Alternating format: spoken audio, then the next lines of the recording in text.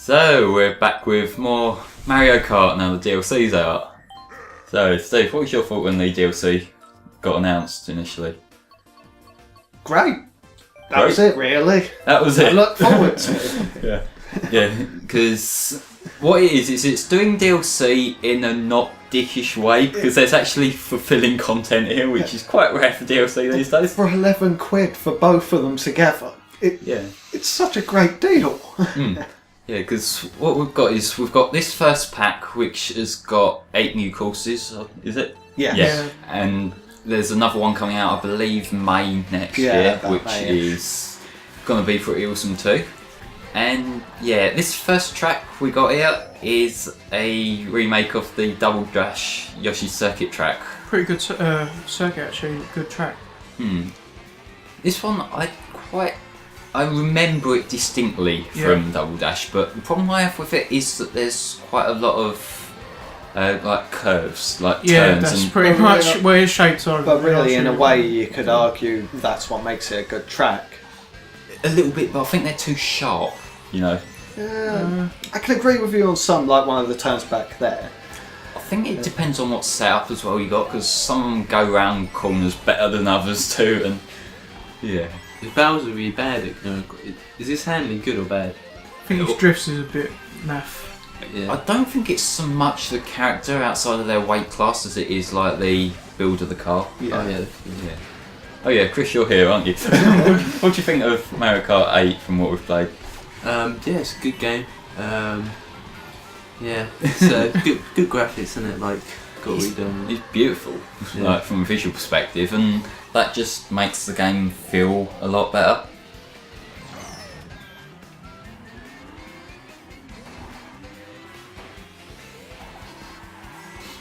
There's something about the art style that it seems consistent between each course, which is something that I don't think other Mario Kart games have had.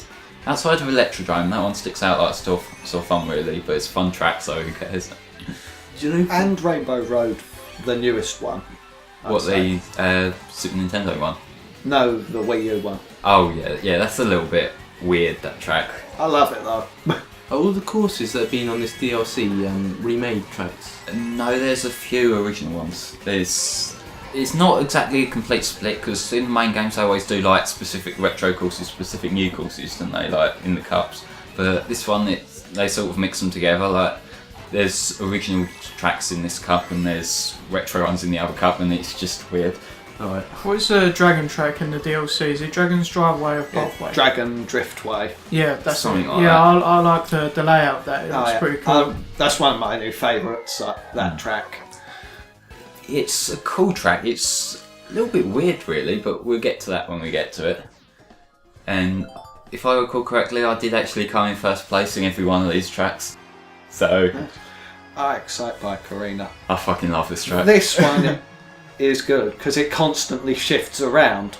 Yeah, it's basically Baby Park with ramps. It's like the obstacles constantly rearrange every time you play it. On this game, you can actually change the track, can't you? You can't, but like the in track the itself does. real Excite Bike game. yeah, I think. I never heard of Excite Bike until yesterday. So Really? it's like, yeah. Cool, I guess.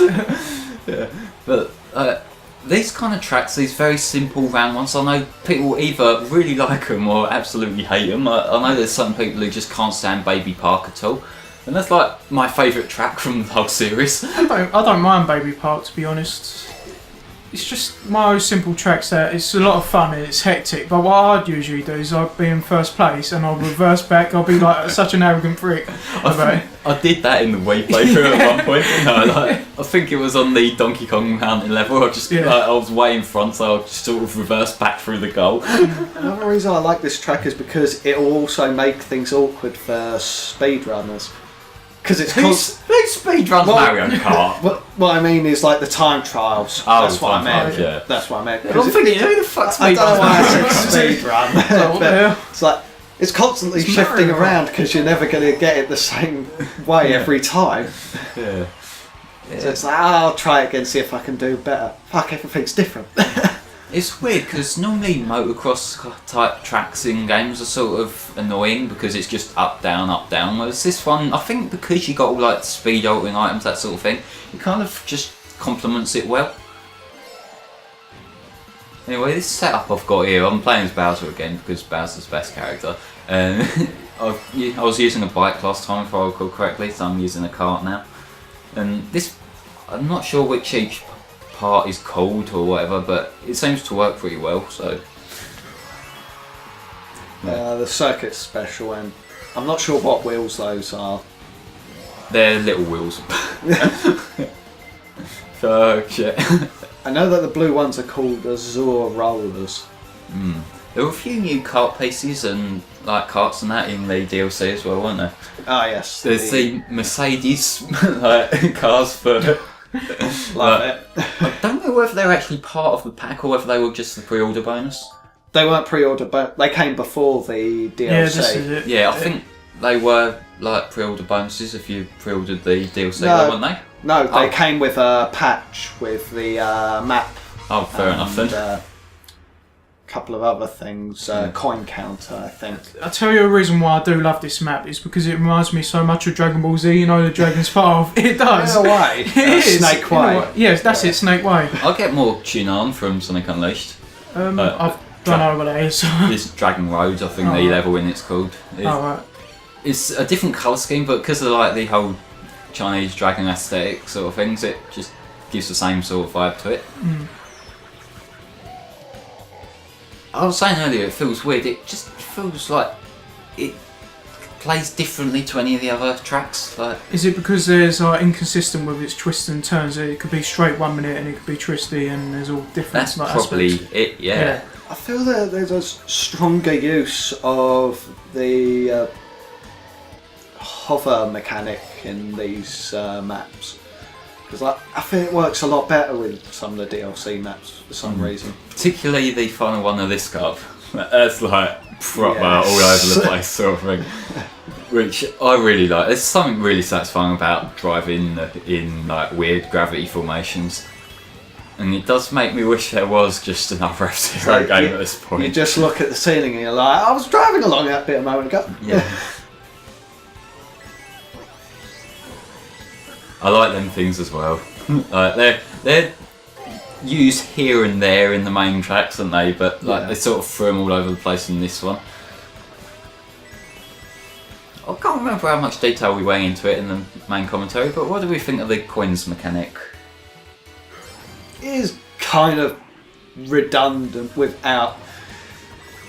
Well, its only use is for unlocking cart pieces. Other than that, it's entirely pointless. Well, when you get to 10, it gives you like a slight speed boost, doesn't it? But There's not much. Plus, the coin item is such a dick. oh yeah, fuck that. I don't like.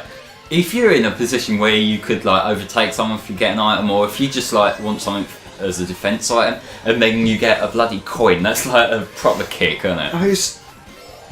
It's more dickish than getting the box in Wii, because like that rarely came up. What one? The Fake item box. Oh yeah, the fake item boxes. They took them out entirely in 8, but they were so useless at the out. Like, because they're so different, aren't they? So unless you like put them right in a clump of item boxes, you're gonna get screwed over. This looks interesting. This is a really This fun track. track is fantastic. I love this track to pieces. I never played F-Zero, but this track is just spectacular, really. Yeah, but again, it makes me want F-Zero. Yeah, this entire track is completely hover. Yeah, like the whole thing is just great. And like them sections in F-Zero, they normally fill up your health meter and that. They fill up your coins in this. It's like I'm at 10 coins already. Yeah, I didn't realise that until I did the 100cc. It's like as soon as I got to 100cc, I was like, oh, that's what they do. I haven't even played these on 50 or 100. I'll just go straight to 150 to be honest. But yeah, it is like aesthetically, it just looks really nice, doesn't it? And I can bet that YouTube's going to eat the quality like it does. But just play it in the game. It looks gorgeous. I think the neon colours like really clash very well. Like how they come out. It's got purple and green, which is really hit and miss, isn't it? Like sometimes it works really well like this, other times it just looks horrible. I've actually seen this sort of like style done before. I just can't really explain it. I think they've used it a few times in Pokemon, haven't they? Or it's sort of like the dark purple sort of schematic that they have, and they sort of like futuristic buildings and stuff like that. I can't think of any examples, but I might get an idea of what you're on about. Yeah, Not sure. I think they have used it quite a bit in like gaming media. I just can't pinpoint what exactly game they've actually used it in. It's just one of these styles that you see all over the place, so just, I don't know. They are kind of going more for references for the Super Nintendo F-Zero than like 64 and GX, which is interesting. I suppose it's because the SNES one is on the Wii U Virtual Console, so it's kind of a double. The 64 version of F-Zero, to be honest. It's fun enough. What I did is, I like how they prioritise the gameplay over the visuals in that game, because F-Zero X on the 64 does look like absolute arse, but it plays well. Well, that's the main thing, really, isn't it? Which a lot of games tend to just go for the visuals, don't they? Yeah. Purely because visuals kind of sells and fuck. Well, especially a lot nowadays, really. It's more a focus on the visuals than actual gameplay, because I'm sure there is a few gems out there, but it seems like the majority of the market is focusing more on visuals and look how good this looks, to get like people to buy it instead of actually thinking, will this actually be a good game? Yeah. What it is that pretty visuals make a good trailer. Yeah. Which, like, you don't need to sacrifice stuff these days. Like, you can look at Mario Kart 8, like, there's resources here to make a really nice looking game that plays well. But the trailer, to be honest, it shouldn't account for everything, so... Nah, but it sadly does. And a lot of games tend to put visuals before performance as well. Yeah. There's a lot of games with, like, chugging frame rates. I feel that the cups for the DLC tracks are very unimaginative. I can't even remember what they're called. They're like an egg cup and a Zelda cup. Yeah, the Triforce cup. Oh, the Triforce one. Yeah, I'd make a joke about that, but I really have to Triforce it. That's a good way to end the part.